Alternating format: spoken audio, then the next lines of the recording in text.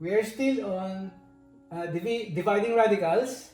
For this number here, it's obvious that we cannot cancel 16 and 8 or 64 and 32 because of this addition sign.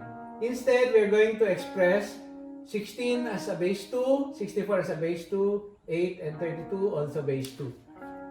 To arrive at the following. Okay, what will be the base common prime base of 16? That will be 2. That will be 2 to the 4th raised to the 2n plus. What about 64? 2 to the 6 raised to the n. On the denominator, 8 is 2 cubed raised to the n plus 32 is 2 to the 5th raised to the n. And if you are going to apply the power by power, I will get here 2 to the 8n plus 2 to the 6n over 2 to the 3n plus 2 to the 5n. I cannot cancel because of the sum here, but I can factor out a common factor both of the numerator and the denominator. We can find that 2 to the 6n is common on the numerator, and on the denominator we have 2 to the 3n. I divide this by this, I will get what? 2 to the 2n. Multiply this and this, you will get that. This one divided by this will be 1. Multiply this and this, you will get that. So we have the correct factors. What about the denominator? This divided by this is 1. This divided by this is 2 to the 2n. If you will notice, this cancels with this.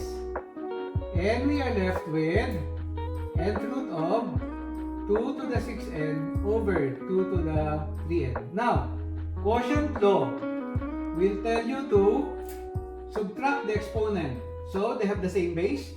So, 6n minus 3n will give me here 3n in the exponent. Now, I can cancel n and n. And I will get here 2 cubed or 8. Okay.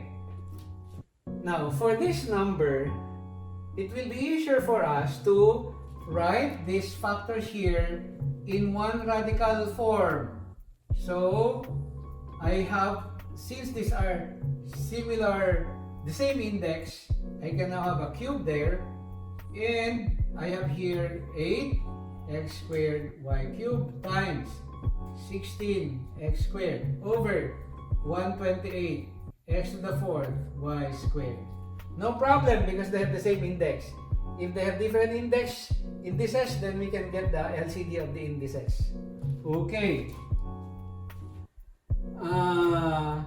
Can we simplify this now? Yes, we can make cancellation. Note that the constant 8 times 16. How much is 8 times 16? 8, 6, 48, carry 4, 128. So, 8 and 16 is 128. It cancels with 128 in the denominator. So, we don't have a constant term except 1 anymore. On the numerator, we have x squared and x squared will give me x to the 4th. And we have an x to the 4th here. So, x to the 4th also cancels out. And we're left with y cubed over y squared. And y cubed over y squared is actually a y. So, this is going to be the answer.